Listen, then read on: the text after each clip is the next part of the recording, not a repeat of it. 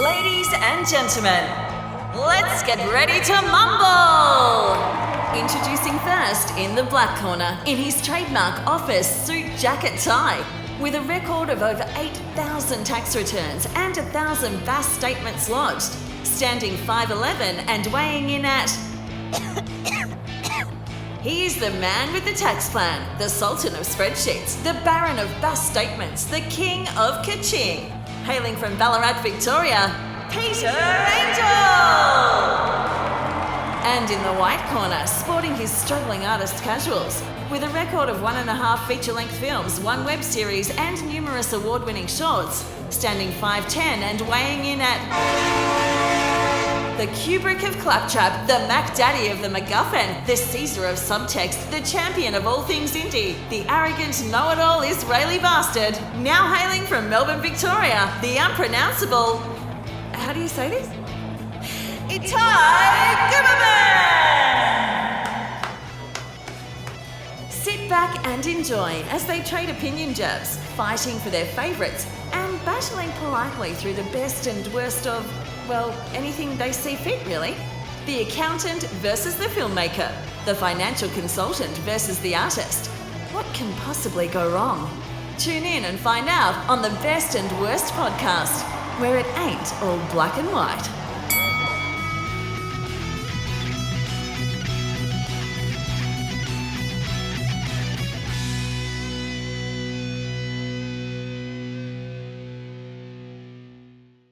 Hello, welcome to the Best and Worst podcast. My name is Peter Angel and I'm talking to Itai Guberman. Yes, you are. Hello, how you going? Yeah, good. I've been watching a few too many episodes of a certain TV show we're going to talk about late into the night. Yes, I've spent a bit of the last couple of days catching up on a few episodes that I was not sure on as well. But I had fun watching them, so that was, it was good. But yeah, the show you're talking about is Seinfeld. We'll be trying to rank our top Seinfeld episodes and probably even harder trying to find a few for the worst. Yeah, well, best and worst, not necessarily a top episodes thing. It's really just about best and worst. But again, it's Seinfeld. Seinfeld does not have bad, so the worst is just they're not as good as the other stuff. That's right. And yeah, according to IMDb, the worst episode was rated 7.3. I haven't looked at it, but I would imagine shows like Two Broke Girls and things like that probably never had an episode that was as high as 7.3. Ooh, trashing Two Broke Girls. It's easy to do. It's one of the worst shows on TV, I reckon, that was on TV. I have to say, I think I've seen all of it. Wow. I reckon I've seen about 2 minutes of about 10 episodes. It took me that long to find the remote.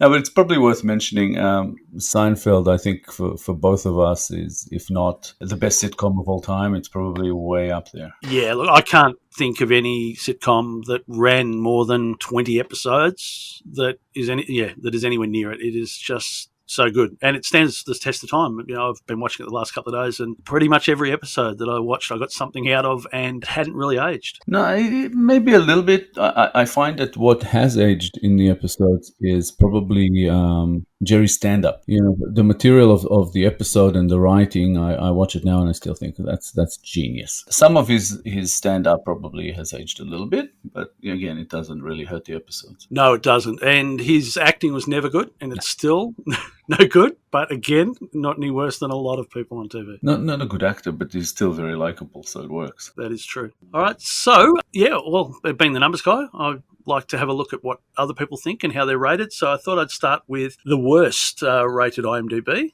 episodes. So coming in at, how many episodes were there in the whole thing? Was it about 160? As far as I saw, IMDb lists 172, I think. Right. So out of, around 170 episodes, the worst one of those was rated 7.3, and that was The Dog. The next worst was Highlights of 100. So that was just the clip show for the 100th episode. Whether, you'd classify that as an episode or not, I think you and I probably disagree. I just wouldn't include them in my best or worst, because the highlight episodes. So if they're all good highlights, would that be amongst the best episodes of Seinfeld? I don't think so. So I don't treat it as worst either. It's just highlight. No, that's right. And Yeah, and the criticisms of the episode that I've seen is that in the age of YouTube, if you want to go and look at highlights, you can do it on your own. Back when they did that, yeah, YouTube was around, but that was just the way things were done. You'd put a clip show together to celebrate your 100th episode, and that's what Seinfeld did too. And then the next one, the third worst, was Male Unbonding. So that was also rated at 7.4 on IMDb. With the great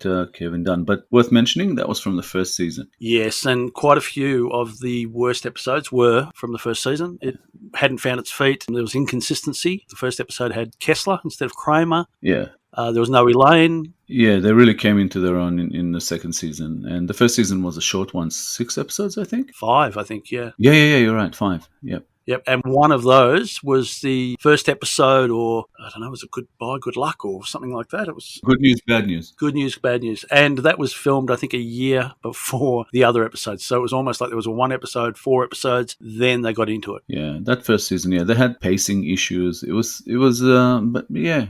But I guess it showed something. It had something that other shows didn't, and it was enough to get NBC or whoever, their curiosity as to pushing it through and giving it a second season eventually. Yep. And then, so back to the worst list, there are actually 5 shows that tied with 7.5 on IMDb. That was The Stranded, The Baby Shower, The Stock Tip, The Finale, and The Suicide. I don't know about you, but I would strongly disagree with 7.5 for The Finale. I know a lot of people didn't like it, but I thought it was a very solid double episode. Yeah, I disagree with The Baby Shower as well. I didn't think it was that bad. I don't have it among my best, but I remember it fondly. Yeah. So, some of them, again, something has to be pushed to the bottom.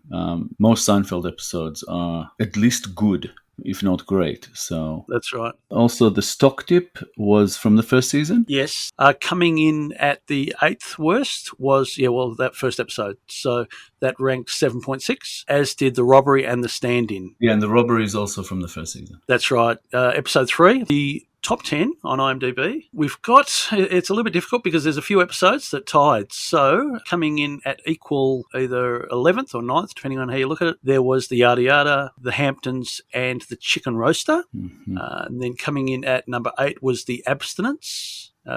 Number 7 was The Merv Griffin Show. That was a 3-way tie, I see here. Yep. And then there's The Marine Biologist and Bizarro Jerry. The Bizarro Jerry. All shows had the aside for one. I think Good News, Bad News was the only one. I think so too, yep. And then we had number 4 was The Outing. Number 3, The Soup Nazi. And then number 1 and 2 are sort of tied with The Opposite and The Contest. At 9.6. Yes, very, very high. It's and they are both still very good shows. And I have to say, out of the top 10 here, there are only 3, I think, that are in my top 10. Wow. So yeah, Seinfeld is one of those shows. It depends on what you like. I remember even talking to people about favorite characters, and that usually varies widely. A lot of people have a huge fondness for Kramer. Kramer, to me, out of the main characters, he's probably at the bottom of the list. Not probably, he is at the bottom of the list of the top 4. Yeah, me too. He's a little bit two-dimensional. He's good in small doses, and some of the highlights of the show were him. But yeah, overall, probably my 4th favourite too. Actually, that's worth talking about, I think. My 3rd favourite character would be Jerry, then Elaine, then George. And I think that kind of, impacts or affects your favourite episodes. But again, just because Kramer is my 4th, again, doesn't mean I don't like him. I do like him. I think he's very funny in a lot of things. He's got some classic lines. And yeah, that's just the thing about Seinfeld. I prefer, the more sort of, I don't know, maybe complex, subtexted kind of episodes, one that maybe not everyone necessarily gets, but they're so well written, and that's really on Jerry and Larry David. Yes, that's right. And I guess Larry Charles and a few of the others as well. But look, going back to your point with the favourite characters, you've actually listed them in probably the same order that I would list them in. So it'll be interesting to see how our top 10 or top however many go, because I'm the same. George is my favourite character. We tell everybody that we named my daughter after him because her middle name is George. There's also a grandfather of mine that was named George, but George Costanza, he is just a very flawed person, which makes him very interesting. Well, that was kind of the basis of the whole show, and I think why it ended up being successful. It was a bit of a novelty as to having 4 characters that have a somewhat despicable nature, and you kind of love them anyway. I'm sure it existed in other shows. I think they just kind of put the light right on that. They shine the light right on all their foibles. But I think, as audience, we probably could relate to a lot of that. So, that works. I just think without George and Elaine or those types of, some people may consider them maybe sort of supporting characters because the show is about Jerry. I think that there are really three main characters. I think the only one I would somewhat classify as supporting is really Kramer. But yeah, without them, I think there's no show. It's just not as interesting. No, it isn't. It's very much about their dynamic, and then Kramer just pops in and out every now and then. Yeah. No, just fantastic. Phenomenal show. I haven't seen one that sort of matched it just yet. It's all about the writing, really. It is. And again, going back and watching some of these episodes, the episodes that were my favourites, they all had strong character arcs going through them. Wasn't just the single story as perhaps the dog was, where there was very little going on apart from Farfel barking along in the background. The good episodes and the very good episodes, they just had such great story arcs in them. So I would assume that the dog is in one of your worst. Yes. Well, why don't we start there? Yes, I would put the dog down as my least favourite episode. Yeah. Same here. It was the first one I could think of, the first one I wrote down for worst. And again, for all the reasons that you just mentioned, as well as, can't remember the name of the actor, but the guy who played the owner of Farfel, I thought he was not great in this episode. I just didn't find his sort of drunken acting very believable. And also, I didn't find the whole premise believable. I know. Didn't work for me within the comedy aspect and all that. I was like, no, Jerry would have never taken that dog. Exactly right. That's what I was going to say. Since when did Jerry do anybody a favour? Yeah. So, he does from time to time, but he always has some sort of an ulterior motive. I don't think he would do that for a stranger. I don't think I would do that for a stranger. No, that's right. No, but even in what we both classify as the worst episode, there's still the memorable line at the end where the owner comes in and says, prediction, within a few weeks you'll be calling me up because you'll be missing the dog. And then Jerry says, prediction, I'll never see you or your dog ever again. And even the name of the dog, Farfel, I found amusing. And yeah, no, there was some funny in there. And again, it's not a hugely terrible episode. It's just the worst of the best show I've ever seen, the best sitcom I've ever seen. So yeah, not true. It was kind of a letdown in a lot of ways, but again, there was a lot of funny stuff in it as well. And it was just so hard picking best and worst for this. There's also something that happens with Seinfeld episodes that I don't find to be as much in existence with other shows, and that is that they have a few storylines going through every episode. And it's sometimes very difficult to remember that those, some of those storylines were in the same episode. Yes, I know. And that's what I found rewatching some of them. An episode like The Bubble Boy, I sort of thought, oh yeah, well that was the one with the Bubble Boy, and yeah, people think it's a great episode, and then I watched it and there was a few storylines in there I'd forgotten all about. The Moops. Well, yeah, and that's the bit I remembered was the Moops and about him being trying to strangle George, which we've all felt like doing at some stage. But the other story arcs I'd forgotten all about. Yeah. And that's the thing with Seinfeld, and like we remember these sort of highlights or lines that we've repeated over and over the years, and it's just amazing sometimes. Like now, I was sort of looking over it, and I'm like, that was in that episode. This was what, really? And it just kind of, there's a lot of episodes that have one or two storylines in them that I absolutely loved that I had to leave out of my best. Yeah. Because other episodes I felt worked more, as an episode with all the different storylines, or something was more memorable or well written, or there were so many good, monologues here and there, and just different things that kind of maybe tickle my funny bone more than they would other people. I had such trouble picking worst episodes for the reason we were talking about before, that the other 5 episodes that I chose for worst episode was basically the rest of the first season. They, for me, were much worse than the best. And that was it. I couldn't really find or think of any other ones outside of that first season, apart from the dog, that I would put in a category of worst. Well, because of that, because I had all 5, I kind of listed them as one. I kind of put the first season as one thing, because I felt it a bit unfair to judge other episodes against episodes from the first season, because it's at a huge disadvantage. Yeah. I didn't feel that it was unfair, so I was happy to do it that way and just take the easy way out. Yeah, it just felt too easy. Like in the pilot episode, Kramer being Kessler at the time, and also he was a bit different to the Kramer character. He had flat hair. What was up with that? Black flat hair. Yeah, and he was unshaven, and he just looked like some sort of an ethnic neighbor. He hadn't left the apartment in 10 years, which didn't gel with the rest. Yeah, and the acting was a little bit off overall. And the stand-up routine aged immensely.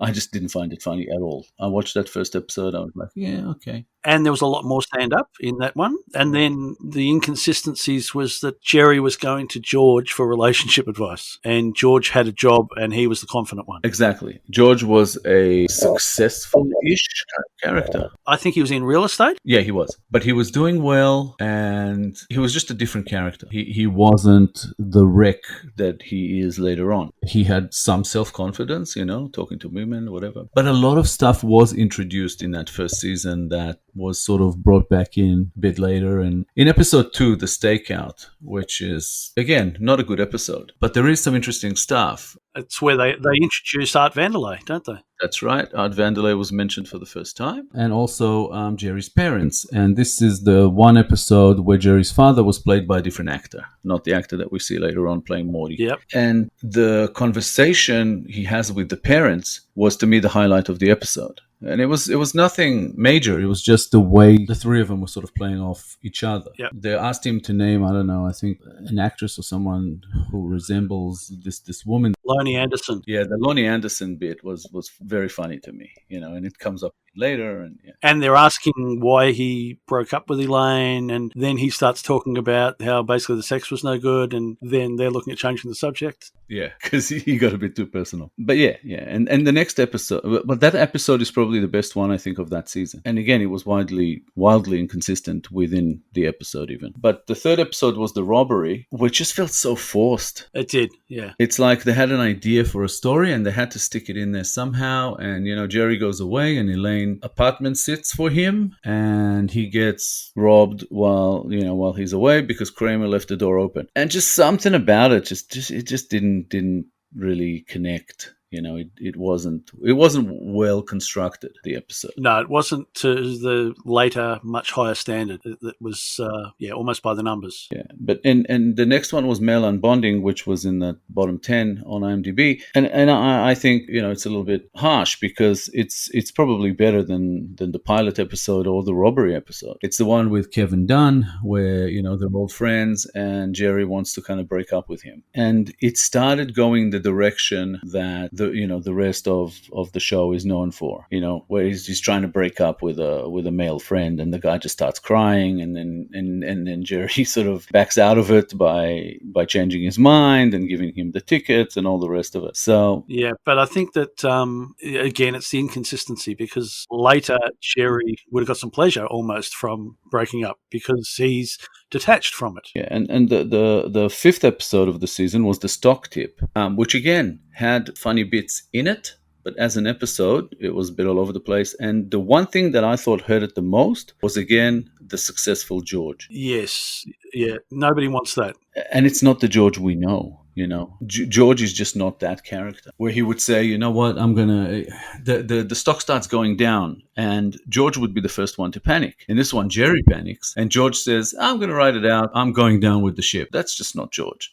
No, and that was for me the whole problem with the first season was that they went along one way with the production Bible, and then they decided no, that's not what we're going to do. We're going to go a different way. Yeah, and Jerry invests $5,000 or whatever in the stock, and then when he loses half of it, and then a little bit more, he panics and he pulls out the remaining $1,500 or something. $1,500 to Jerry, the way the show went, would have meant nothing. Why was he sweating so much? He bought the jacket for $1,000. Remember the suede jacket? Exactly. He lent Elaine $5,000 for the apartment, which didn't happen. And Elaine saw his bank account balance and then was falling in love with him again because he had so much money. And we found out later he was even Steven.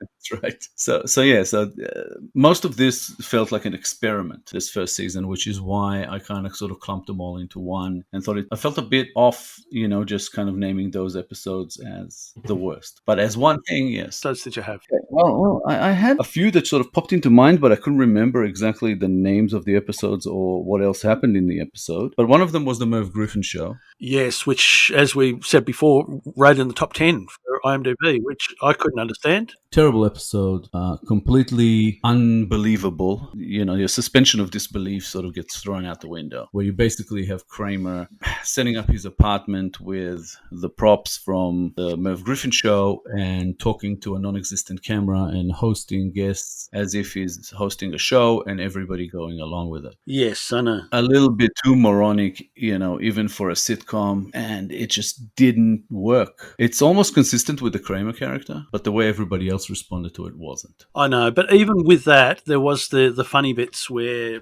I think Jerry, he had a girlfriend who had this doll collection, so he was drugging her so he could play with her dolls. Even that was not believable. Well, I don't know. He was friends with Cosby at one stage, Jerry. So yeah, still, it was a bit too much for me. But again, I did get a giggle out of it, but it would never be amongst my favorites from this show. Another one would be one that I actually kind of like the premise of it, but reading it on paper and then seeing it in the episode with two kind of different things, I kind of laughed. It's sort of semi-racist, but then again, who isn't? And that's the Chinese woman, the Donna Chang episode. Yeah, it's not one of my favorites. Yeah, it's just seemed again far-fetched, and I don't know why people got upset with it or anything, but it just seemed a bit far-fetched. Yeah, but basically there's a character in it called Donna Chang, and everybody assumes he's Asian, and she's not. She's a Caucasian blonde woman, and I think was it George's mum who talks to her on the phone? Yes, and gets some sort of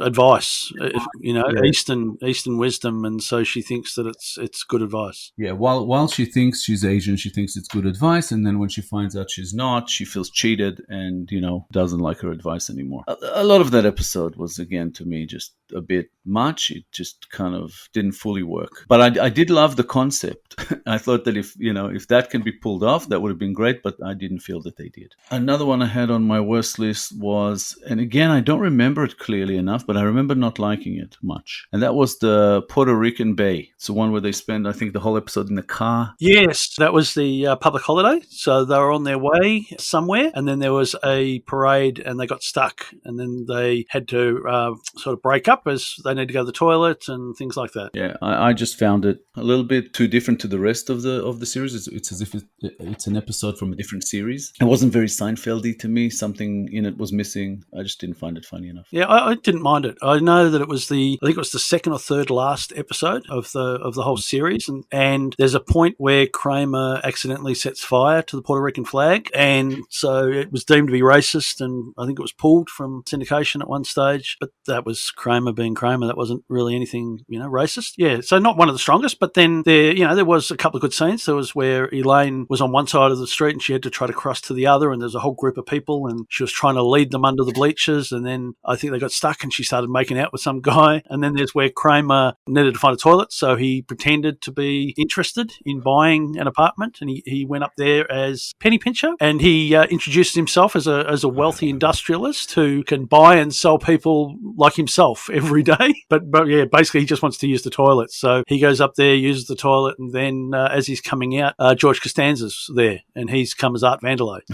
He's an architect. Well, I think so, yes. So, there was, even that was a little awkward, but there were some good bits in it. So not in my probably top half of the episodes, but still very good as far as I'm concerned. No, again, like I said, all episodes were at least good, but they're the ones that I remember liking less. That's all. And what else did I have there?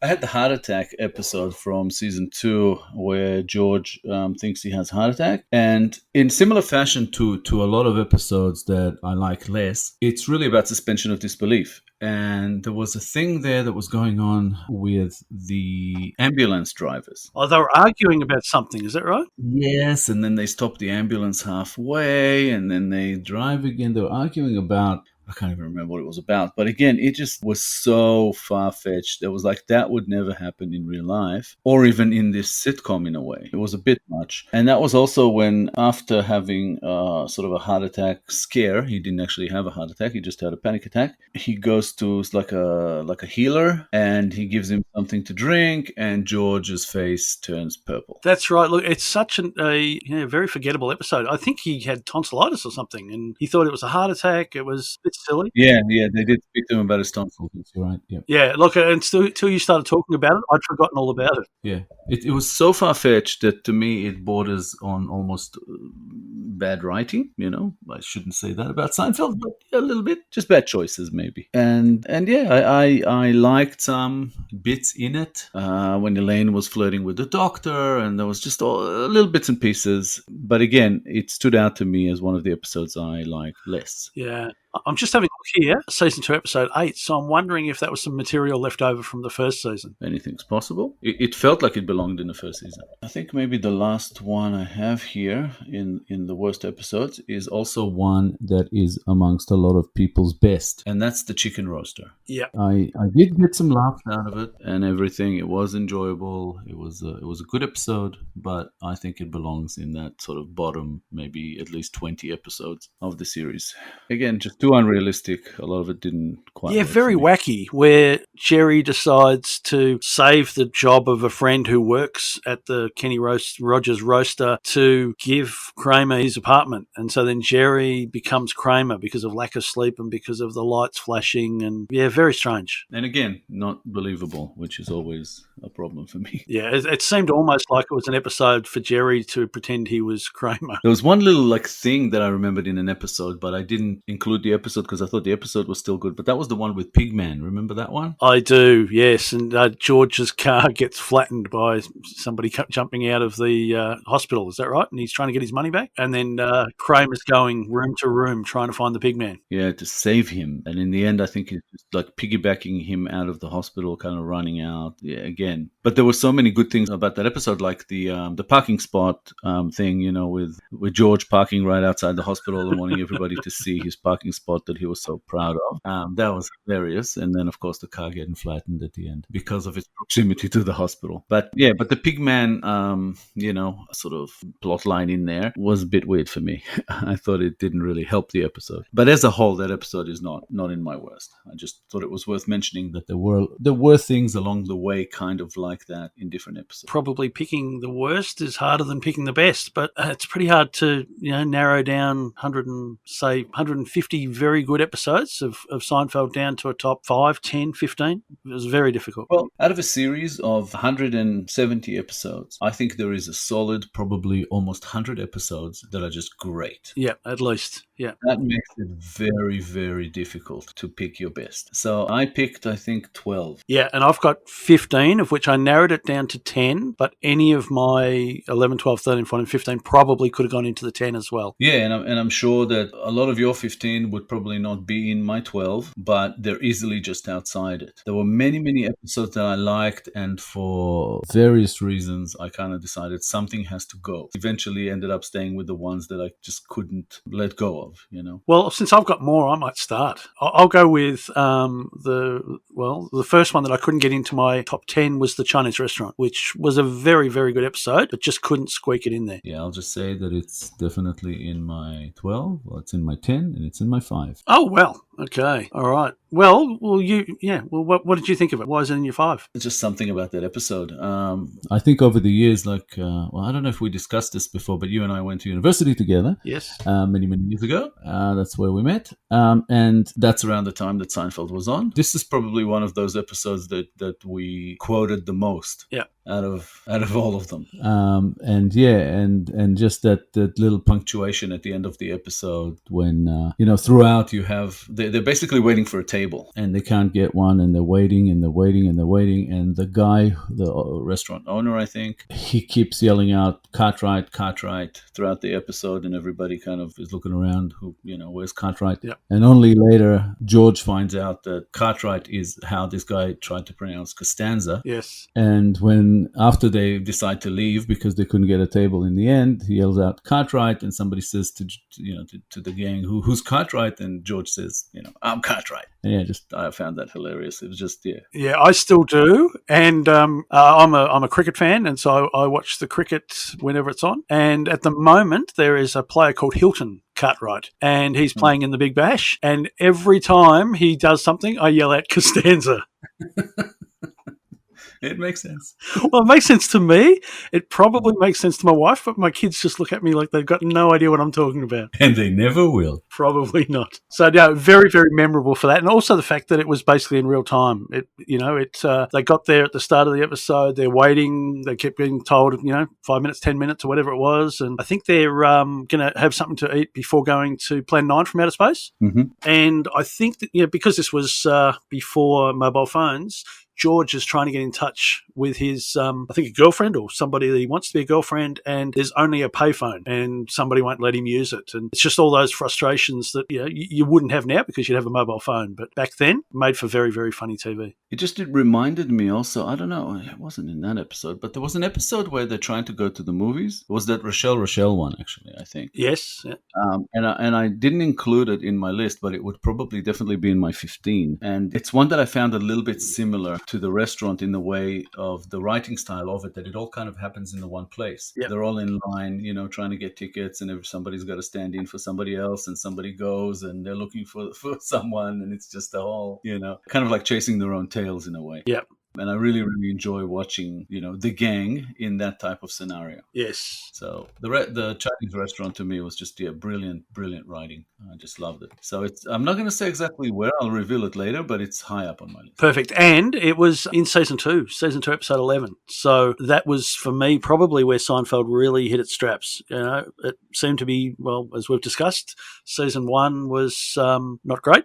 By this episode, I think people were sort of sitting up and taking notice that this was quite a groundbreaking show. Well, to me, it was from the get-go. As soon as season 2 started, it was like they were on fire. Just some amazing episodes in this one. Maybe, again, it's a little bit fresh for me, but, well, I may as well talk about it because it's from that season. But one of the episodes that is in my 12 is the pony remark. And that was the second episode, of season 2 with I had a pony. My sister had pony, and when Jerry basically puts his foot in it during a dinner party, wasn't it? Family gathering. I think it was the anniversary of Manya, who's his mum's second cousin, and her husband. And he goes with Elaine, and they blurt out something about ponies, and then Jerry goes into this whole thing about how he hates ponies, and he hates anyone who ever had a pony. And Manya, whose house he's in, or his apartment he's in, says, I had a pony, and goes into that rant. And then, of course, she later dies. And yeah, this whole episode was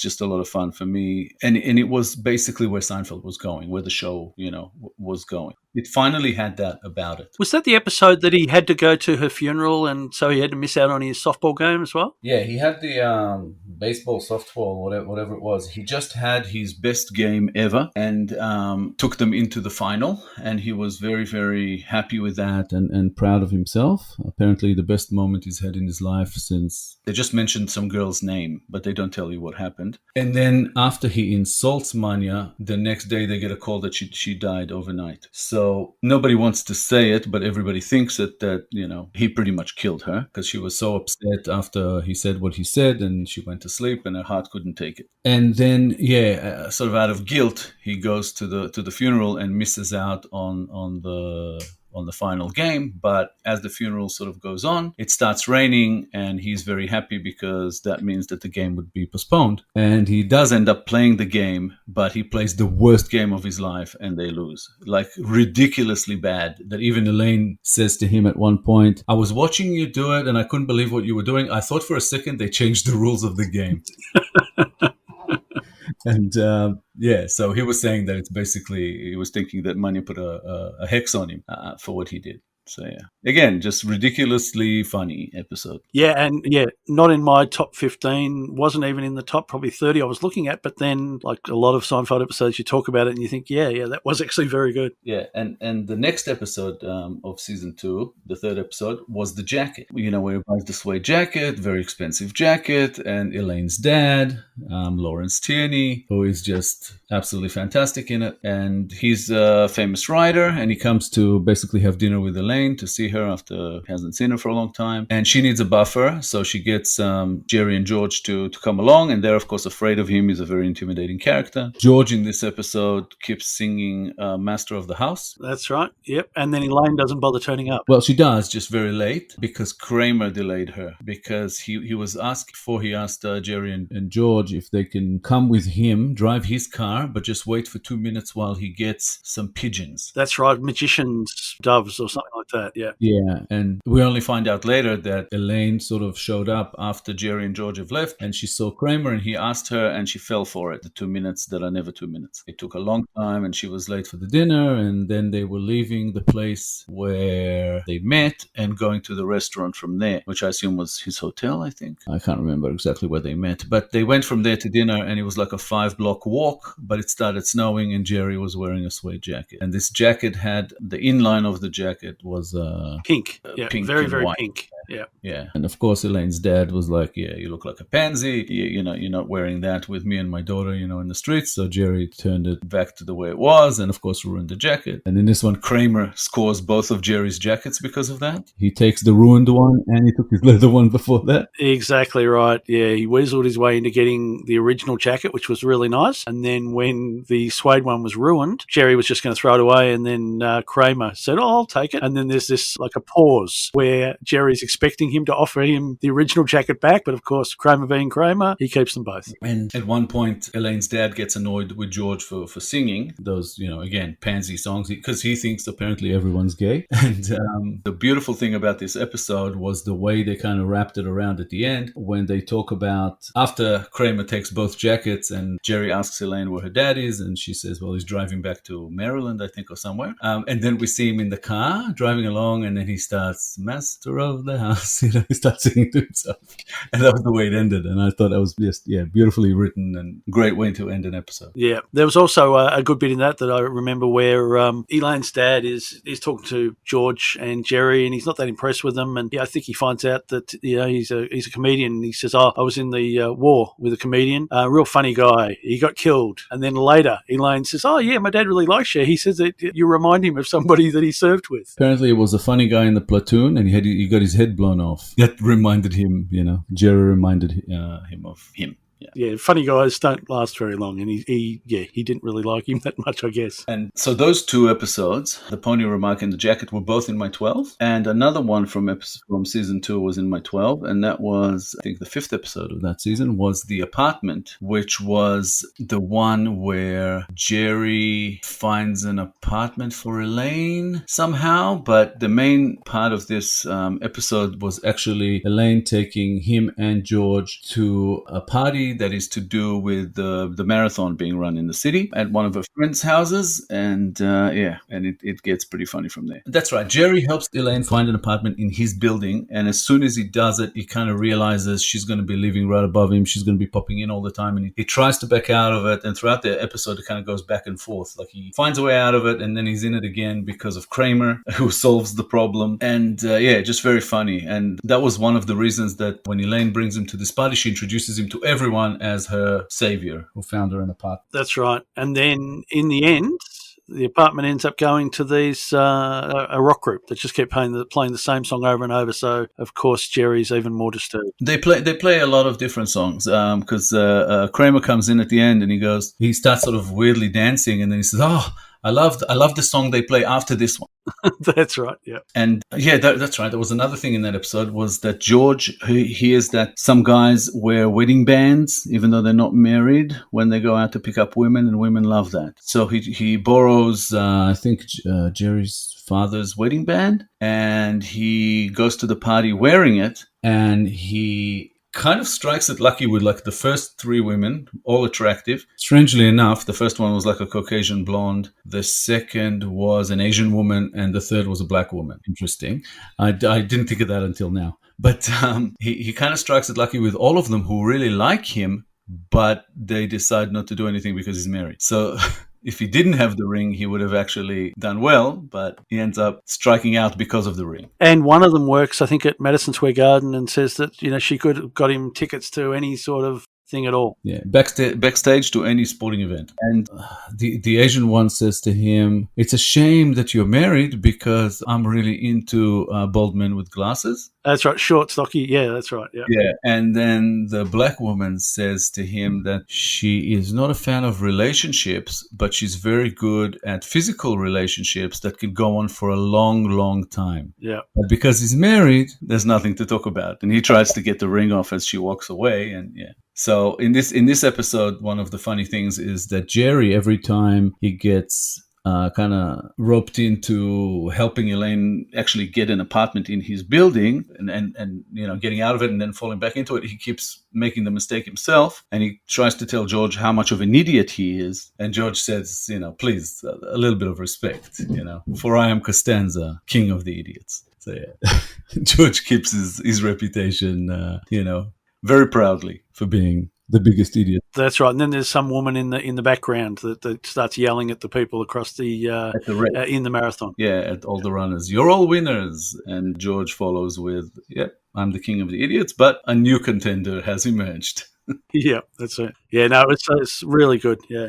So that one I struggled to sort of keep out of my top 12. That season was very strong, though. Yeah, well, again, particularly after the first season, it was really good. Yeah, but I sort of, again, my top 12 are not really in any particular order outside the top 3, maybe. So a lot of the ones I'm mentioning, I'm not sure exactly where they would end up. Some of them could potentially be in my top 5, but I only named the top 3, and then I started finding episodes that would be included in here. Yeah, and I've probably got a top 5, and then there's 10 outside of that. So I guess another one of the ones outside of my top 10.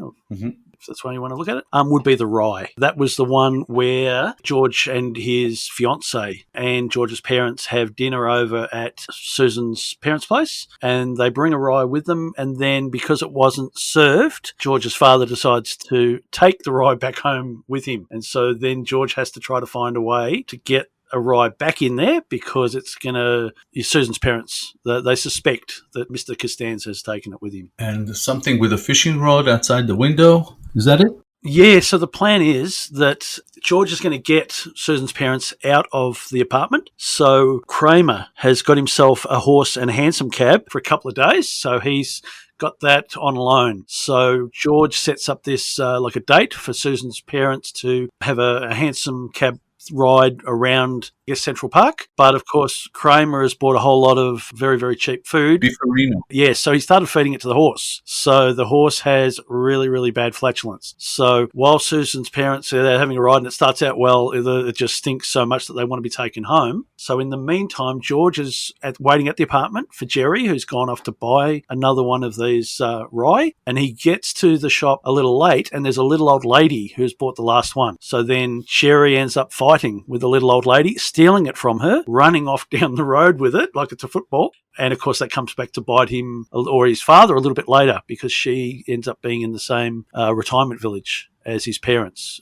during an election later on. I always confused that episode with the Babka one. Yes, that's right. So, yeah, sort of similar, except no Saddam Hussein in this one. Mm-hmm. But yeah, where the fishing rod comes in is that because Susan's parents, the Rosses, because they come back early, George has to try to get the rye in somehow. So he ends up lowering a fishing line for Jerry to hook the rye in. And then just as he gets it up into the window, the Rosses are waiting there and discovered what's happened. And then there's another story arc with this is where Elaine has a boyfriend who she's hot and heavy with, who's a saxophone player, and he doesn't want to go down on her. So she ends up convincing him to, and then he does something with his mouth and he can no longer play the saxophone. He loses feeling or something and he plays it so terribly. I remember that. And the moment that he's playing it, terribly is when somebody's come to watch him for a potential recording deal. Yeah, and Elaine sneaks out of the bar or wherever that show is being played. Exactly. As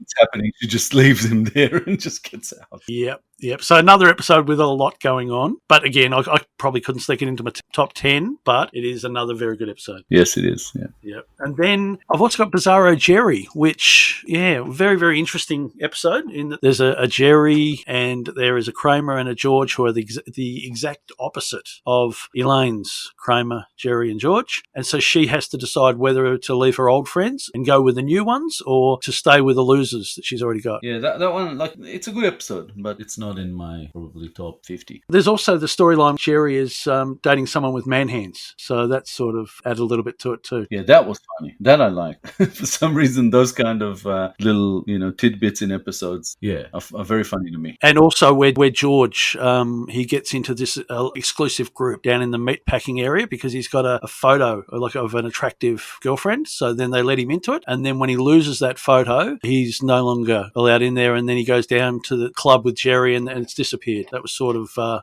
bizarre as well. Yeah, that was, again, a fun episode, but I don't know. It's just not my top. Yep. And then my next one's The Bubble Boy. This is one that I watched this morning again, just to remind myself of what had happened, because I always remembered it as they've gone off into the country, they're visiting a bubble boy, Sherry gets lost, and George arrives on time or early and then gets into an argument with the bubble boy while playing Trivial Pursuit. He's got, I think the question was the invaders of Spain or something like that, and the answer was the Moors, and it was written Moops. There was some sort of a mistake on the actual card, and George insists that Bubble Boy got the answer wrong, and it is the Moops. Them arguing was really hilarious, but yeah. It was, and then I don't think you actually see the Bubble Boy, but you just see the arm sticking through the film, trying to, strangle George, and then all the townspeople coming and trying to get George and running him out of town at the end. So that part of it I always remembered. The bit I didn't remember was the fact that Susan didn't like Kramer, didn't want him invited on this weekend, and then Kramer ends up coming because his golf game is cancelled, and he brings Jerry's girlfriend who laughs like Elmer Fudd, and so she comes with Kramer and they go to the Ross's cabin, and Kramer ends up burning the cabin down. That's right, I remember that. With his cigars. Yeah, the illegal Cuban cigars, that he's left one in there and it's gone and set fire to the cabin, and then once he realises that it was his cigar that set fire to it, instead of being, sorry and maybe backing up and leaving like most people would, he runs into the burning building because he's got other Cubans in there that he wants to rescue. Yeah, to save the cigars. Yeah, now that episode is probably, I named 12 here, but it would be in my 15. Yeah. Yeah, definitely. Funny episode. It is. And again, it's because it sort of carries on a little bit with some of the story arcs, in that the cabin burns down, and then there's the Cleves letters, and then there's the things that come from that I guess, make this an interesting episode for me. Yeah, no, it was definitely a good one. It's up there for me as well. And then my other episode outside my top 10 was The Limo. That was, I guess there wasn't as much going on in this episode as there were many other ones, but still very, very funny, where George is trying to decide whether or not he should try to make something happen with the Nazi woman named Ava, because she would do anything for O'Brien and she thinks he's O'Brien. And Jerry has to remind him that she's a Nazi. Yeah, no. So that was, again, I've just watched that in the last day or so. So another good episode. Yeah, but also they basically take somebody else's limo, right? Exactly right. Yes. So George goes to the airport to pick up Jerry, and on the way, George's car breaks down. So he gets to the airport without a car to pick up Jerry. So it's a waste of time him even being there. And then there is a limo driver with a sign saying O'Brien. And then Jerry says, well, he's going to be waiting a long time because he was supposed to be on my plane and he got thrown off because he was making such a big fuss. So he won't be here. So then George says, well, you know what we should do? We should just take the limo. And they talk each other into doing it, thinking it's just a limo and they'll get out and it'll all be good. But turns out that it was for O'Brien, who was a neo-Nazi agitator who nobody had ever seen before, and he was going to Madison Square Garden to give a talk. Mm-hmm. And George had to pretend to be him. Yeah, he did, yes. And of course, the limo is they arrange for the limo to pick up Elaine and Kramer, and then there's some people on the street talking about how they're going to go down to Madison Square Garden to go and protest this neo-Nazi O'Brien, and then Kramer and Elaine get a message that they need to refer to George and Jerry as O'Brien and can't remember, some other name. And then Kramer starts thinking that Jerry is a neo-Nazi and that he doesn't know him very well, but he is neat and that maybe he's had him fooled all this time. Yeah, no, that was a good episode. Yeah, probably not in my top 15, but would definitely be somewhere in my top 50. Yeah, so they're the 5 outside of my top 10. I don't know why, but it popped into my head one that I kind of probably forgot to bring into this, which would make my 15, and that's Serenity Now. The Serenity Now episode, I always find that hilarious. And when I was going through the list, I forgot about that. But again, it was with Jerry Stiller kind of stealing the show in the episode. As he tends to do. Yeah. I only found out in the last day or two that I knew that there had been another actor playing George's father. Yeah, but they actually went back and reshot the scenes with the original actor that played George's father with Jerry Stiller when it went into syndication, just so that it would be uniform right across the whole lot. Oh, cool. I remember seeing those with the other actor, and also in the first episode, like I said before, they had a different actor playing Jerry's dad. They did. He had a comb over, and he actually did the part quite well. But I think he was a little bit too supportive, and maybe a little bit not enough yelly. Yeah, and something in the way he looked, along with the mother, I just looked at Jerry and looked at them, and I was like, really? Yeah, I don't know. Couldn't see it. Whereas with the father that we know and love, I definitely found him to be have a bit more of a likeness to Jerry, because the mother looks nothing like him. Where I could go, I could kind of believe that he's his son. So I felt that he was a bit miscast. Yeah, and well, again, getting back to the first season, where it's you almost feel like they should have just got rid of that season and just started at season 2. We'll probably feel the same way with this podcast. Maybe we should get rid of the first few episodes and start again, but we'll see what happens. Yeah. That's a distinct possibility. It is, yeah. So what did you think of the Hamptons? I snuck that into my top 10. Yeah, again, it's a memorable episode. It's one that I liked, but I just didn't feel that it was any better than the ones that I did end up putting in. It was it probably made it into my top 20, top 25 maybe. That's you got to see the baby. Yeah, it is. And the episode with the shrinkage. Mm-hmm. Yeah, that's right. Yeah, great episode. There was a lot going on, and yeah, very funny. Yeah, and where there's a doctor who calls Elaine breathtaking, but then also calls the baby breathtaking. Yeah. So then she thinks that she asks him about it, and then he says, well, sometimes you just have to be nice. But she doesn't know if he's talking about the baby or her. Yeah. With the whole breathtaking thing. Yeah, and the reaction to the baby from Kramer is classic. And that's usually where they would rely on Kramer to tell the people how ugly or how wrong it is. But I think it was even too much for him. It's also the episode where George has a new girlfriend and everybody sees her topless except for him. I can't remember if she was the one who played the girlfriend or not, but I think Melora Walters was in this episode. Yes, yeah, that's right. So that was George's new girlfriend. Yeah. Oh, that was her. Yep. Yes, it was. Yeah, and then because of George's shrinkage, Sherry's girlfriend goes and tells George's potential girlfriend, and she leaves in the middle of the night so she doesn't have to hang around. Yeah. The funny thing as a man watching this show, a lot of the time stuff happens to George and he always has these excuses as to why things were misinterpreted or whatever.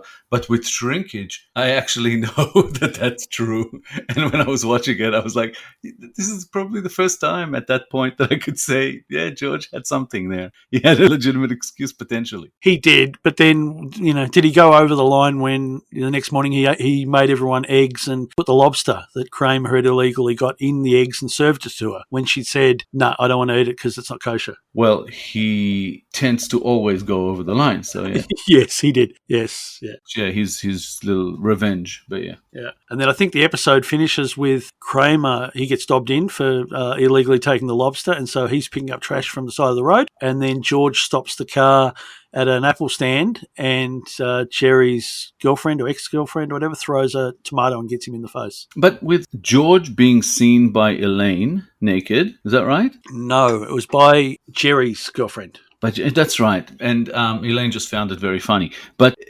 George was trying to demand to see her naked as well to even things out, wasn't he? He was, yeah. But Jerry suggested, if you see my girlfriend naked, would that make it okay? And then George said, yeah, it would, okay. And then Jerry said, well, that's not going to happen. What about seeing me naked? Would that help? And he's like, no. So, yeah, George tries to break in, open the door when he thinks she's getting changed, and she wasn't. And then she ends up coming into his room to see the baby because Jerry's given given her the wrong directions, and he's just pulled his pants down at the time. Mm-hmm. So you got caught twice. Yeah, no, funny episode. Yeah, definitely. I had that up there and ended up, leaving it out for other episodes that I thought were more deserving by a hair kind of thing. And then, well, my next one is the puffy shirt. Again, I watched that in the last day or so, and I'd forgotten a few of the different storylines there too. Yeah, no, there was a lot funny in that, but it was one of those borderlines for me as far as the whole puffy shirt situation, whether I find it, funny. I know, and the puffy shirt part of it was probably the least funny bit.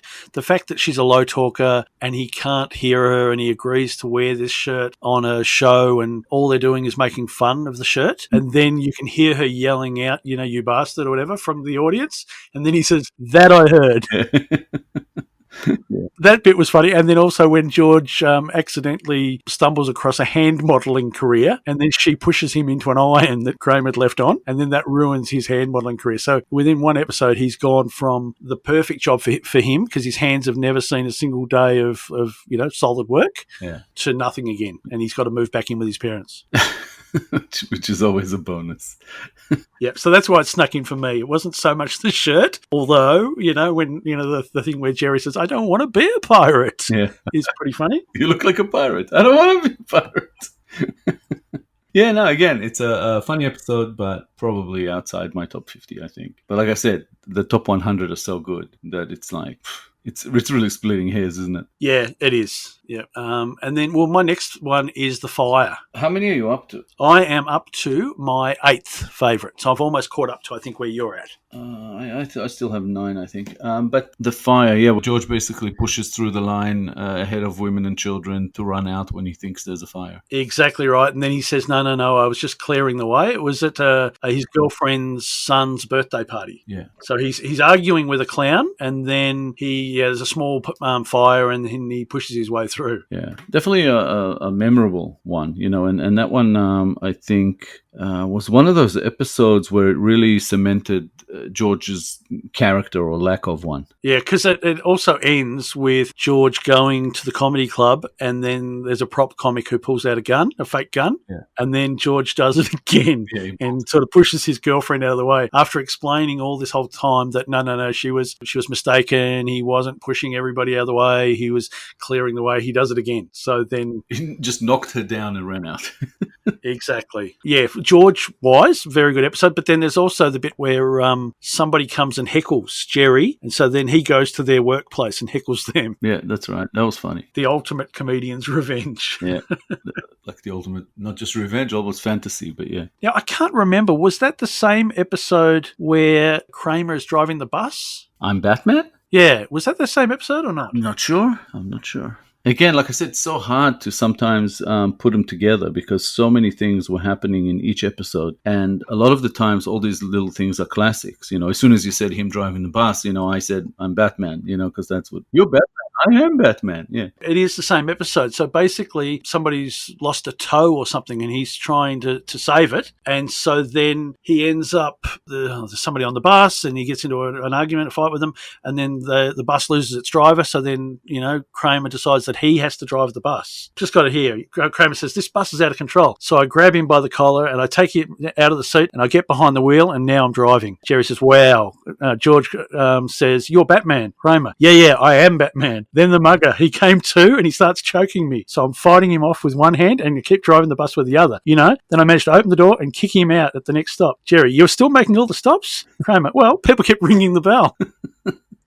Yeah, funny. Like, it's just a very, very funny, little bit from Kramer and that's what he does, isn't it? He just pops up every now and then and does these really funny bits. Yeah. And again, it was very well written. And sometimes they had this in episodes, and this will come up in one of the episodes that I have, again, higher on my list. I will not mention which one, where they kind of tell a story of something that happened that we didn't see. But the way they tell a story and the reactions to the story just make it so captivating. So, where in cinema they say show don't tell, on Seinfeld they actually almost prove that's not always the case. Sometimes tell actually works and they tell it so well. They do, and then you get to see the reactions Yeah. of the others around them that just makes it. Yeah, just fantastic. Yeah. So what was your next episode? Well, I had a few here, but one of them was the parking garage. I think that's what it's called. I can't remember for sure, but that's the one where they lose the car. They can't remember where they park. And the whole episode is just in the parking garage with Elaine carrying a goldfish around in a bag and Kramer, I think he's carrying a TV. Yeah, and will the goldfish make it? And then I think it was Jerry who needed to pee. Yes, that's right. And then he gets arrested for peeing. Yeah. They come up with this whole bladder thing. Yeah, just very, very funny. And also, again, in a situation where, to some extent, many of us have been in, where you go to a shopping center and you go out and you go, where the hell did I park my car? I've done that a couple of times at Crown Casino. Yeah. And it's taken me forever to find the car. And they actually separate in this one trying to find it. And then in the end, they were kind of right next to it at some point, I think. Yeah, somebody gave them a drive and drove them around and they found the car. So, yeah, very, very funny episode. Just one that always stuck with me, I think. It is. Look, it might have snuck into my list there somewhere if it hadn't been for the flashbacks from trying to film something in the past in an underground car park. I have no idea what you're referring to. Yeah, having tried to film something in a car park, their sound was actually very good. Very good. Was it just Jerry that was arrested, or was it also Kramer or George? I can't remember. They were both trying to use the same excuse of their bladder or something, and so it didn't sell. Maybe. Yeah, but another classic, really. Yeah. The next one I have on the list is the pen, or the astronaut pen. And that one is a strange one for me, that it made it onto my list because the whole episode does not have George in it, who was my favorite character. Yes, and he famously threatened to leave Seinfeld if they ever had another episode where he wasn't in it. Yeah. And he's not wrong, but in this one, Elaine really picked up the slack. Stella!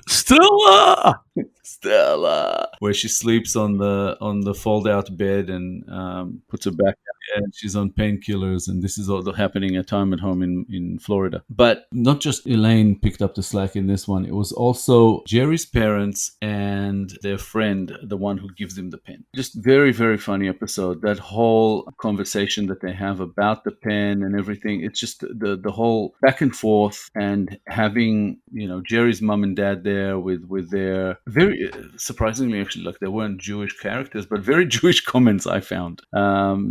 Kind of like Jewish parents, because I am Jewish. So yeah, it all reminded me of a lot of family conversations from the past. Yeah, and the whole conversation between Jerry and Jack Klompus, where he's insisting that Jerry take the pen, and Jerry doesn't want the pen, but he ends up taking it to be nice. And then Jack Klompus tells everybody in the retirement village how Jerry stole his pen. And not only that, when he leaves, it's like, I can't believe you took it. Again, this one was, I didn't really see it making it onto any lists. A lot of people kind of had it in the middle. I think on IMDb it was outside the top 100. That always surprised me because it had so much in it. The pace of it and everything I thought was great. Loved that episode. Yeah, no, I did consider it for mine. It just, I think the fact that there was no George probably just dropped it down one or two places for me, but a really, really good episode. Yeah. I think the I had it there, and it was like close. Should I leave it out? Should I put it in? Should I leave it out? And then the Stella bit kind of put it over for me, because I remember I thought that was hilarious when she gets introduced to someone named Stella, and Stella. And she did it in the middle of the speech as well, because the whole thing that they were there was because Jerry's father was getting honored for something. That's right. It was a night for him, and as part of the condo association or whatever it was. Yeah. But going back to the Cartwright Costanza thing, that's another thing that wherever anybody if there's ever anybody called Stella on any TV show, it's a race between my wife and I as to who yells out Stella first. I think I'm now at number 7-ish. Yep, same as me. Yep. I think for me that's the Junior Mint. Oh yes, yep. And this one is also for something that is a little bit similar to what we're talking about, and that's where Jerry can't remember the name of a woman that he went out with, and all he knows is that it rhymes with a female body part. And I think from all the episodes that ever aired for Seinfeld, I think that was the most talked about episode. Wherever I went, everybody was talking about that. Well, just some of the guesses he came up with. He's got Gipple. Malva is just the way he kept repeating it. Malva. Was it Celeste or something like that? Celeste? First breast. That was Jordan's guess. Yeah, but Gipple, that was just ridiculous. Gipple was funny, yeah. And the whole thing, of course, with the operation, in that sort of theater where they're watching the surgery. But the whole thing about, Kramer basically offers Jerry a junior mint, and Jerry, yeah, that's right. Jerry didn't want one, and he kind of brushes his hand away, and one of the junior mints flies out of his hand and right into the person being operated on. That's it. And there was an infection, but that was the junior mint that went in there that actually saved him from infection. They'd never seen anything like it. And it's very refreshing. So yeah, that episode, yeah, definitely gets in there for me. I was at first, I always, thought about the junior mint. I was like, I don't know, I'm not sure. It was kind of a ridiculous storyline, with the junior mint itself. And then when I went back and I watched highlights of it, I didn't really watch everything. 9 seasons, Jesus, to watch them again. But the fact that it had the whole Dolores thing, Malva, in it, to me, yeah, it has to be in the top 10. Yeah, so it was a very good and memorable episode. Being in Australia, didn't really know what junior mints were, but at one stage someone actually brought some over for me. So just because of that. Yeah, for me it didn't matter. It was just the fact that they were mints, was what it was about. I didn't really have to know exactly. They could have been, any other mint as far as I was concerned, but yeah. Yeah, so, my next one was the subway. This was another one of those episodes where they're out of the apartment. It's, it's in a lot of locations, but they basically all catch a train and they're all going in different directions. And this is the episode where Jerry gets on... Is that with the nudist? Yes, he gets on a train, he keeps falling asleep, and he wakes up and he's opposite this guy with no clothes on. And then right at the other end of the carriage, there's like about 10 or 20 people all crushed up together because they're trying to stay away from him. And he ends up cracking up a bit of a conversation and, telling him to put on his clothes and stuff. And then they start talking about baseball and, what the team needs and how they're going to go and all the rest of it. And then at the end, they get off the train together and I think they go to Coney Island or something and spend the day together. And then you've got George, who is on the train going to a job interview, and he's got this expensive suit on and he's reading a paper, and there's this woman that keeps looking at him and she asks him what he does, and he starts talking about how he's this big investor and he's got lots of money and stuff, and she invites him back to her place so he doesn't go to the job interview. She ends up handcuffing him to the bed and stealing his $8 plus all his clothes. Yes, and he never makes it to the interview. He doesn't. And then as she's leaving, he's saying, "Oh, no, don't go. Leave the suit. You can't, leave it. And then as she's walking out the door, he says, "Will I see you again?" Yeah. And he ends up somehow getting freed, but I can't remember how that happened. Yeah, I'd see him walking into Monk's Cafe with a bed sheet around him, asking for Jerry's keys so that he can get, a copy of his thing. And then you've got Kramer, who is on the train. He overhears some people talking about this horse that's a sure thing. Now, I think he's got $600 and he's off to pay all these fines, parking fines and things that he's got. And he stops off at the off-track betting, and he puts all the money onto this horse. It's like a 30-to-1 shot or something. But it's the conversation where they're talking about the horse, and the guy is saying his father was a mudder. His mother was a mudder. I always remember that bit. Yeah, no, that was a good episode. Yeah. Yeah. So, anyway, the horse ends up coming in. So he's got all that money, and then somebody follows him from the betting place and tries to rob him. And there's this blind musician that's on the train that is an undercover cop. So he ends up arresting the guy. And it's the only time I've ever seen Kramer actually pay for the check at the end of the episode because he's got some money. Yeah, that's a rare one. Yep. And then there's Elaine. She's off to a wedding, like a gay couple are getting married, and she's the best man. And then the train keeps stopping and the lights go out and she's freaking out. You can hear her screaming in her head and all the rest of it. And she doesn't end up making it to that either. My 7th was the junior mint. This I had a really, really tough time kind of keeping out of the top 5. It's the one that you would probably consider as a bit unfair that it's here, but it was a 2-part episode, and that's The Boyfriend, the one with Keith Hernandez. Pretty boy. Yeah, I thought it was hilarious on many accounts, but the one thing that really, really did it for me with this one is that whole JFK Magic Loogie. Yep, that's right. And then reenacting the whole thing. Yeah, in the way that the real footage was shown, and Kramer, I'm hit. Just by somebody spitting. Yeah, it was just so well done, so well written. Yeah, and Newman and Kramer reenacting their bit where they're yelling out, "Nice going, pretty boy," and Keith Hernandez looking around and being upset. And yeah, in slow motion.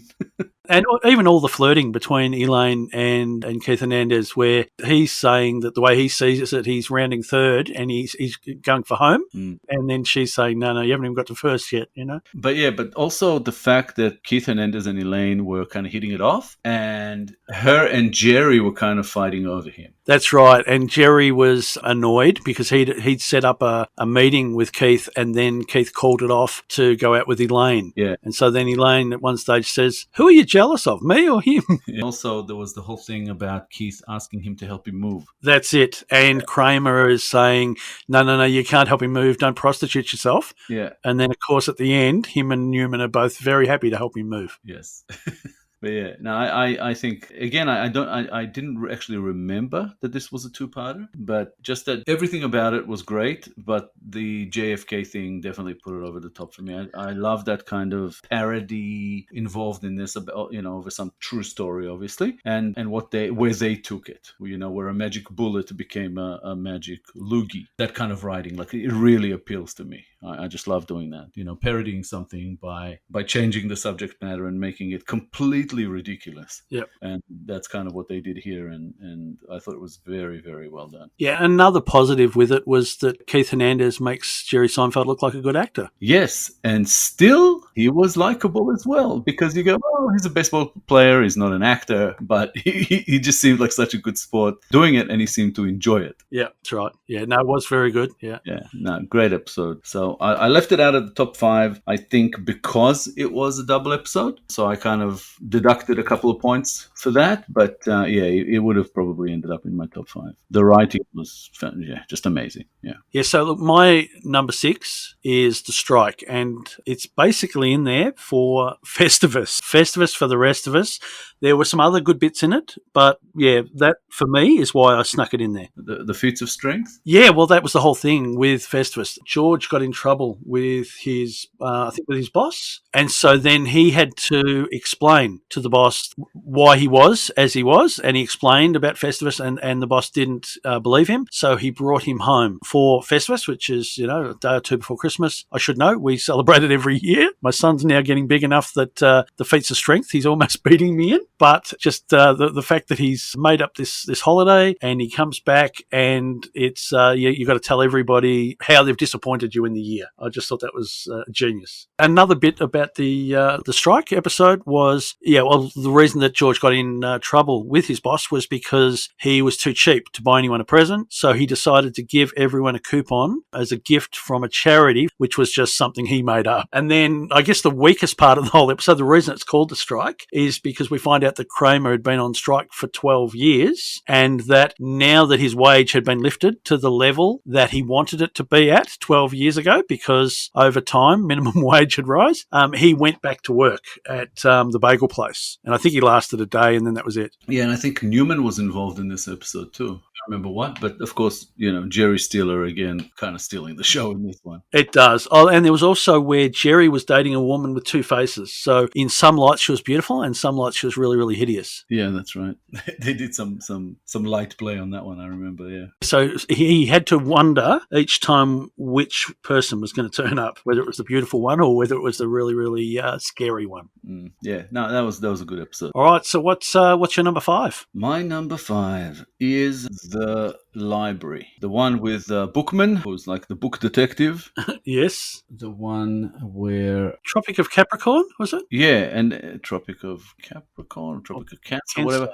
Yeah, whichever one of them. They couldn't work out who borrowed it and never returned it. And of course, at the end, they find out that while Jerry borrowed it, George was supposed to return it and never did because he was spooked by, I think, a phys ed teacher that had it in for him. Used to call him Can't Stand Ya.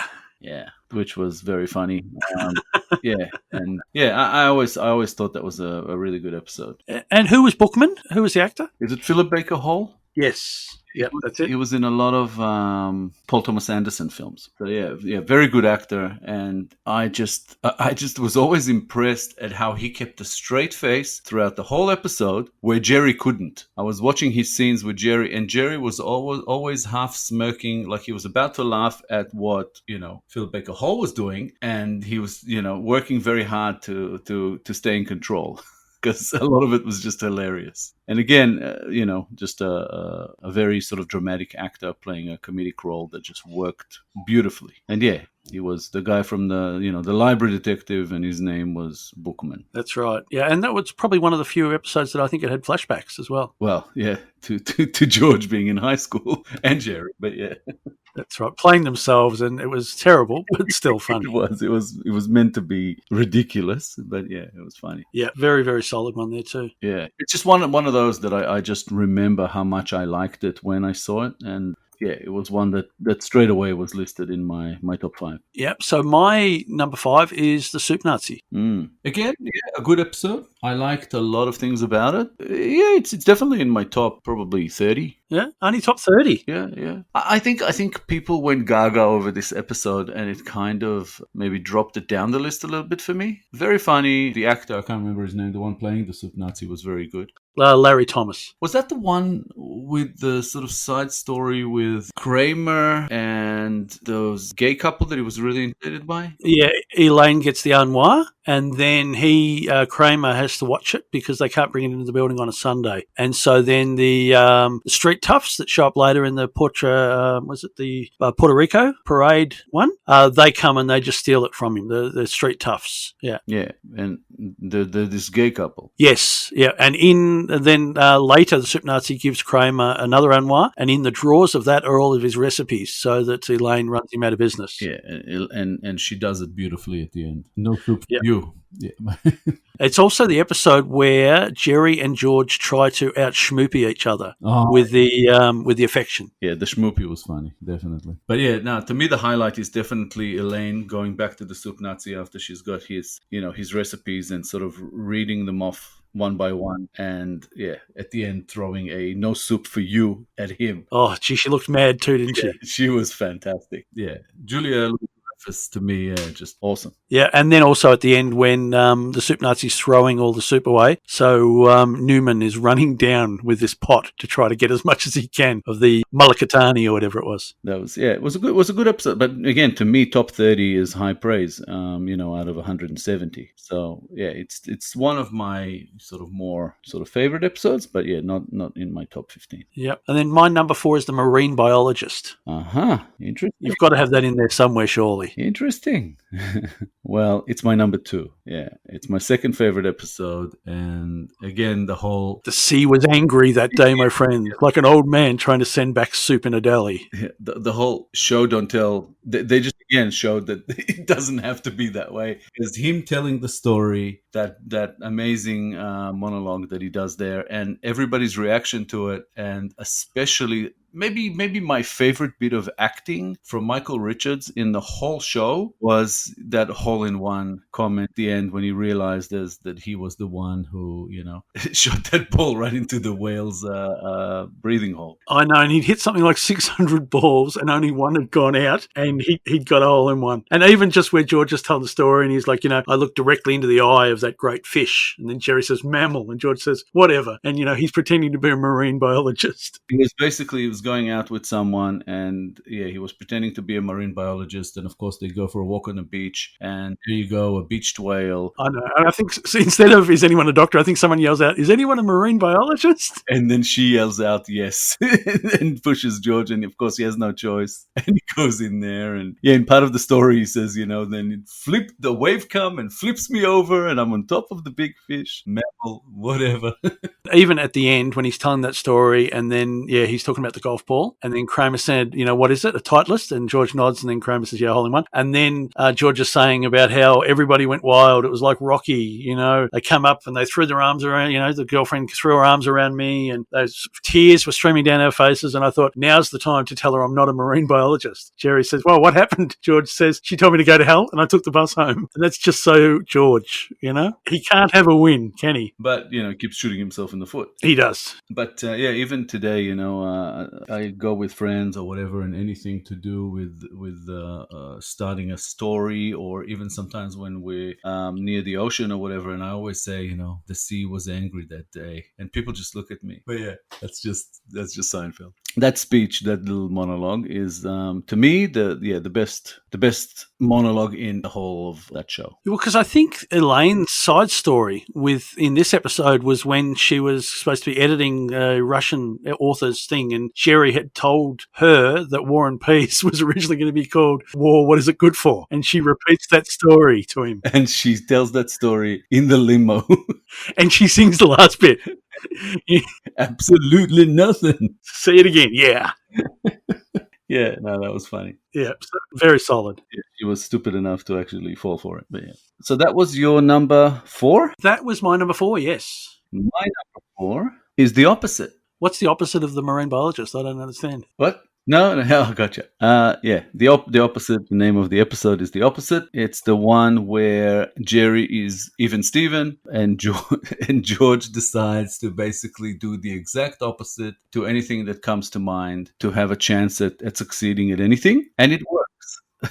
It does. And weirdly enough, yeah, the opposite is actually my number 2. But anyway. I just remember like how funny I thought when the first time I saw it, and I think it was her name Pfeiffer. Dee Pfeiffer. Yeah, and he came up to her, walks up to her in the cafe, and my name is George, and I live with my parents. Yeah, that's right. I'm unemployed and I live with my parents. And she's like, oh, hello. It's like everything, his exact opposite to any instinct, any intuition that he might have, he has to ignore and just do the opposite, and it works. Exactly. And they're at the movies and there's these people, kicking the seats and yelling and stuff. And he decides, okay, well, the opposite would be. So he stands up and he abuses them and threatens to take them outside and beat the crap out of them. And they just stop. And everybody in the audience applauds. Yeah, that's right. Where he's just a coward in reality. And also, Elaine in this episode becomes George. Yeah. Her hair's limp around her face. And at one stage she says, I've become George. Yeah.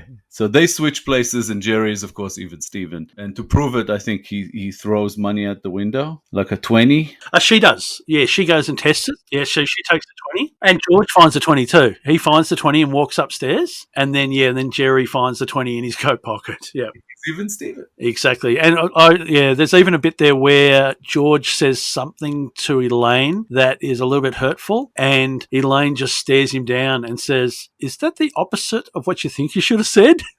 And then he says no, and then she just sort of gives him a palm to the forehead and pushes him backwards and walks off. Yeah, because there was a thing throughout, especially in later seasons, where George is afraid of Elaine. Elaine is really like the toughest out of all of them, really. But he's just really afraid of her, which is funny. Yeah, it is. I can't really remember what she did that made her go backwards. I think maybe her boyfriend was in the hospital and she bought the juji fruits or something like that, and he broke up with her maybe. I can't remember exactly what it was, but she kept, every decision that she made just kept being wrong. She loses her job, and just everything she just kept failing at for some reason. And of course, the beautiful thing about it was all happening at the time when George was the exact opposite. Exactly, and being the exact opposite got him an interview at the Yankees. Then he met George Steinbrenner, and then he told him, I think Steinbrenner says, oh yeah, it's a pleasure to meet you. And he says, I wish I could say the same, but the way you run this franchise into the ground. And then Steinbrenner says, hire this man. Yeah, and funnily enough, that was the tied for number 1 as far as IMDb. So it is a really good episode. And I don't think we mentioned Kramer had the coffee table book too, and he went on Regis and Kathy Lee. And yeah, and again, that was like a side story to this one, and in this one, it was just such a small sort of side story. Almost doesn't belong in this episode. No, well, I think that was carried on from the episode before when he went down to Pendant Publishing and he was trying to sell the book through Elaine, and she didn't want to do it because it's a coffee table book that is a coffee table. And yeah, and this was, I think, in season 5, so it was sort of in the middle of the way, probably around the time they were at their best. So it's just tacked on. Interestingly, my number 3 episode is The Abstinence, and that is sort of similar to The Opposite in that George becomes the opposite of what he normally is by not having sex. And Elaine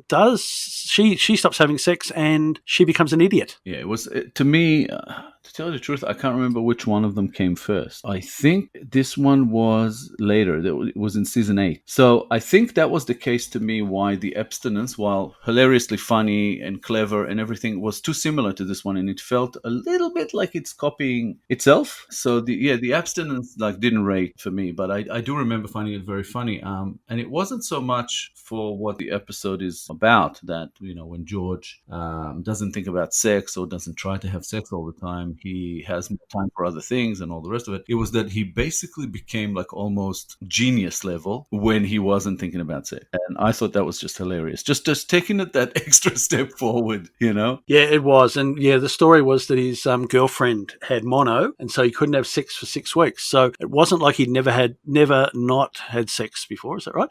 But this was the first time where he had no chance of having sex because he had a girlfriend, and was decided that he couldn't have it for 6 weeks. So almost immediately he got interested in other things. He started reading books. He learnt Portuguese from his cleaning lady, just listening to her. And yeah, at one stage he has to make the decision: do I have sex again, or would I be of more help to the human race if I didn't? And so his girlfriend finds out that it was just a mistake. She doesn't have mono, so they can have sex. And then he says, oh, look, I'll have to think about that. And she ends up breaking up with him. And so yeah, for me, that was sort of interesting because he was actually thinking about it. And then the episode ends with there's a Portuguese waitress that he's been talking to, and he ends up having sex with her. And so then he goes back to being the normal, not so clever George. But his reasoning was just so tight in that he worked out what the mathematical odds were of him ever being able to have sex with a Portuguese waitress again, and worked out that he had to do it because the odds were just so huge. But to me, like what worked on one end worked less on the other. So while exaggerating with him and making him into this genius was really, really funny, I found that making Elaine into a complete idiot didn't work for me. Oh, quite possibly, but it was just so funny when she gets to such a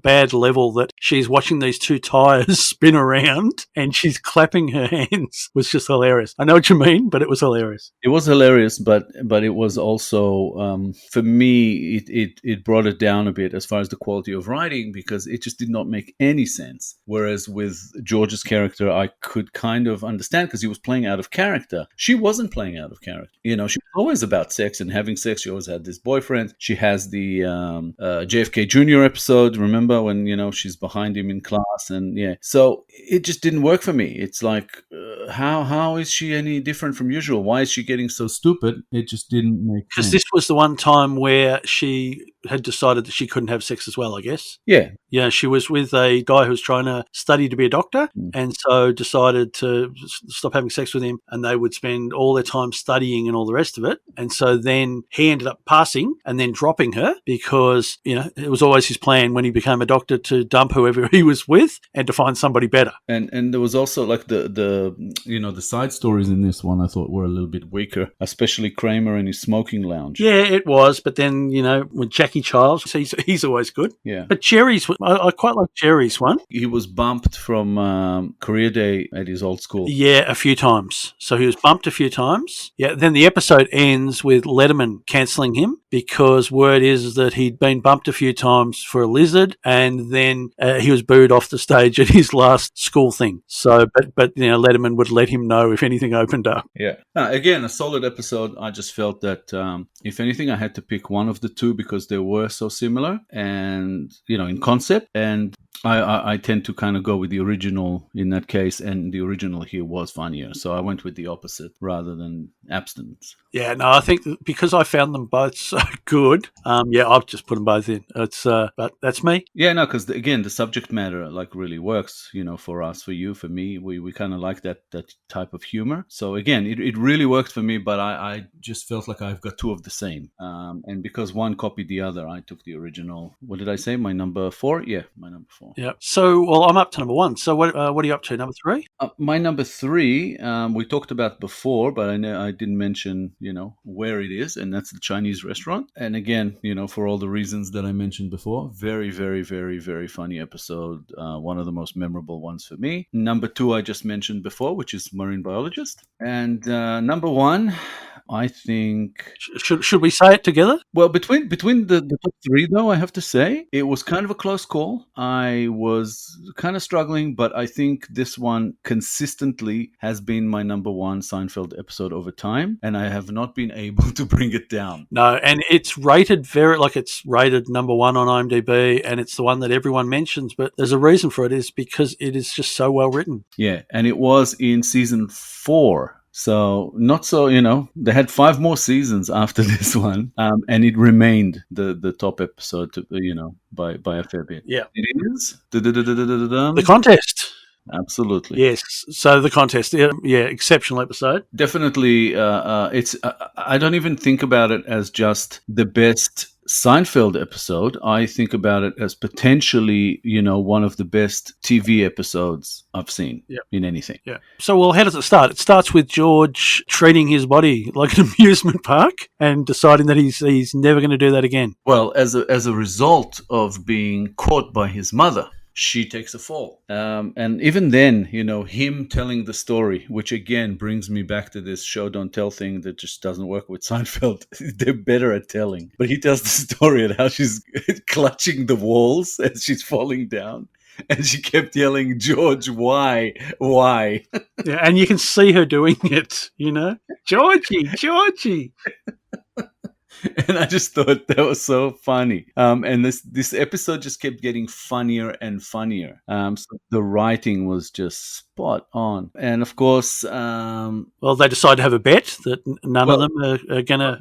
Yeah, but before that, we find that Jerry is dating a virgin. Yes. And he wasn't sure as to how to, approach the whole thing. Kramer spotted a naked lady. A nudist, in another apartment. Yeah, that's right, a nudist. And of course, grabs the binoculars and, watches her. And Elaine tells the story of how she is in an aerobics class of some sort, and who's in her class but JFK Jr. And not only in her class, but I think one row up from her. So she is watching him stretching in front of her the whole way. Yeah, from behind, and she finds him, of course, very, very attractive. And then they decide to have a contest as to who can hold out the longest, denying themselves, treating their body like an amusement park, as they put it. Masturbating. Yeah. Which is... As a concept within itself, within the friendship of the 4 of them, I found to be, just fantastic in this episode. And then they go, well, how would we know? And they decide to go with the honor system. And then even, how much are they going to bet? And Elaine has to bet twice as much because, women don't need to do it. Yep. because it's easier for her. And the funny thing was, I think Jerry says this to Kramer. What does he say to him? You'll be out before... I can't remember, but he leaves the apartment and within 30 seconds and he's out. Yeah, he comes back, he puts the money on the table.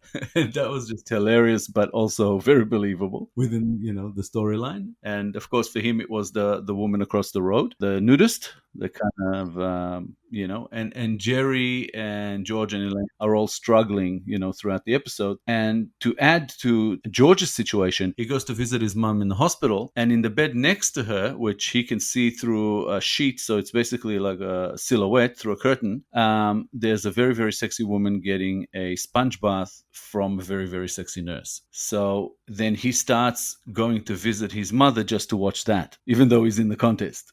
So they're all being tortured in their own way. Yeah, and of course George is the one that keeps going back for more because he doesn't have to. And his mother even says to him, you were already here today. He's like, yeah, I love you so much. And then she's talking and he's like, shh, shh. While he's watching the act next door. So yeah, very funny. And then, we find out later that even though George said he won the contest, that he actually cheated. Well, the episode kind of ends... It's all a bit fuzzy. We know that Jerry loses because he sleeps with a virgin. No, he didn't sleep with a virgin. Didn't he? No, she ended up going off with JFK Jr. Oh, that's right. He was waiting downstairs for Elaine and he ends up picking up the virgin. Well, Shane Least. But but the funny thing was, Kramer was out of the contest. He was still watching the one across the road. And calling Jerry in and saying, look at this, Jerry, and calling him over. Let's go round and round. he started singing the song to distract himself from wanting to masturbate. And of course, Kramer starts singing along to the tune, Women Across the Road has nothing on, nothing on. That's it. So in the end, that Jerry was out. And when he actually told the story to his virgin girlfriend, she broke up with him. She was crying. And then she somehow met up with JFK and she had sex with him, JFK Jr. But yeah, it was just beautifully done. The fact that they showed them in bed separately, all the different people, and they're all tossing and turning, having trouble sleeping. And at the end, they show each of them separately, and they're all sleeping like a baby. Yeah, but we knew Jerry was out. But at that stage, we didn't know if it was Elaine or George who were last. And later on, I think in the finale, as the plane's going down. Yeah, and George confesses that while he won the competition, he actually cheated. Yeah, but there's also between this episode and the finale, the episode where he's the hand model. They tell the story of this other guy that was a hand model, but that he couldn't find a woman as beautiful as his own hands. And then they said, hopefully that won't be your problem. And he said, George says, no, I won a contest. But yeah, the whole conversation of, coming up with the contest and the rules to it and all the rest of it was just hilarious. Oh, when actually Elaine couldn't have won because we saw that she was out. Remember, she comes in, she puts the money down on the counter and they go, oh my God, the queen is dead. That's right. It's not revealed whether Jerry or George won. That's it. Yep. Jerry and George, not George and Elaine. That's right. Yep, that's it. But I think it's almost funny that it's called the contest because it's almost a no contest as to it being the best episode. I think most lists would have this as number one. No, that's right. And we tend to agree. We do. On one thing. All right. So, I guess we're wrapping it up because we're a fair way in time-wise. I'll go backwards for my top 15, I guess. Number 15, I've got the Chinese restaurant. 14, I've got the Rye. 13, Bizarro Jerry. 12, I've got the Bubble Boy. 11, the Limo. 10, the Hamptons. 9, the Puffy Shirt. 8, the Fire. 7, the Subway. 6, the Strike. 5, the Soup Nazi. 4, the Marine Biologist. 3, the Abstinence. 2, the Opposite. And number 1, the Contest. And I'll just say that I have outside my top 3, so whatever my 12 are, but I have the Pony Remark, the Jacket, the Apartment, the Pen, the Parking Garage, the Junior Mint, the Library, the Boyfriend, the Opposite, and my top 3 were the Chinese Restaurant, the Marine Biologist, and my number 1, the Contest. So not bad when you consider we have similar likes, and the fact that we have so many different is pretty good. Well, considering it's both our favorite sitcom of all time, and not for different reasons, but different episodes, And again, as we said right at the start, favorite character of both of us is George, followed by Elaine, followed by Jerry, followed by Kramer, and yet we've still picked out different episodes. Yeah, because I think it's because there is so much to pick from. And if we had to do this list again in 6 months, in a year, in 5 years, I think the list would be different. Also, if we sat through watching all 9 seasons again, I think the list would be different. I think we would find ones that we forgot here. As we go, I have episodes popping into my head that I think, oh damn, I forgot to mention that. Like the mango, I think it moved. Yeah, sponge-worthy. Yeah, the Summer of George. There were just lots and lots of really, really, really, really good episodes in this. And again, it's just the Showerhead, the Cadillac. Yeah, but that's the thing, there's just so much, and the muffin tops and the this and the that, and it's like you kind of have to make a list and to talk about the best and worst. You kind of have to just choose, and it's not necessarily because you want to. Yeah, that's right. It's a little bit too hard to choose, I think, with Seinfeld. And yeah, the Pest Dispenser was a separate episode, again, one of my favorites, but didn't make it into this list. But it's funny how we listed 12 to 15 episodes, and you and I maybe only had 3 crossing over? Yeah, 4, 5 maybe, but 5 at the most. There weren't many. Anyway, we've done the best we could. Thank you very much for that, Itai. It's been great. It's actually been good fun. Reminiscing. Revisiting, I think, Seinfeld after a long time that I haven't. And yeah, to be reminded still why it's still my favorite. All right, very good. Well, I'll talk to you later. Next time. Bye. Thanks for listening to the Best and Worst podcast. We'd like to thank everyone who joined and listened to the show. We appreciate you all and hope you'll keep coming back for following episodes. A big thank you goes out to Tam Heinjus for helping us out tremendously and voicing our intro, and Scott Martin for working his magic on the intro sound edit. Also, a big thank you goes out to Asaf Angel for all the help with the logo design. Great work, everyone. Thank you very much. We really appreciate you. If you like the show, then please recommend the podcast to your family and friends, and subscribe, share, follow, leave a comment. You know the drill. For more information, please check out the show notes. Thanks for listening. We'll be back again next week.